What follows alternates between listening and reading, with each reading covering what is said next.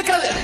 கேவலம் 25 சீட்டுக்காக காங்கிரஸ் கட்சியுடைய தலைவர்கள் கோபாலபுர வாசல்ல போய் கண்ணை கசக்கிக் கொண்டு நிற்கிறார்களே.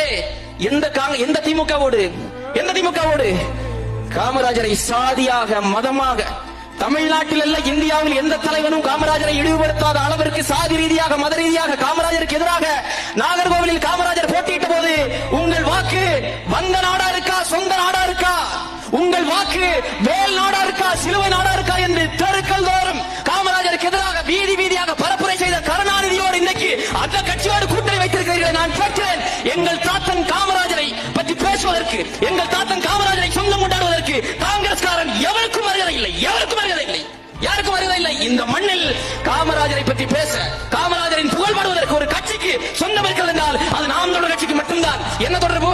காமராஜருக்கும் நாம் தமிழர் கட்சிக்கும் என்ன தொடர்பு? காமராஜருக்கும் சீமானுக்கும் என்ன தொடர்பு கேட்கிறார்கள். நான் கேட்கிறேன், காமராஜருக்கும் ராகுல் காந்திக்கு என்ன தொடர்பு? காமராஜருக்கும் இந்திரா காந்திக்கும் என்ன தொடர்பு?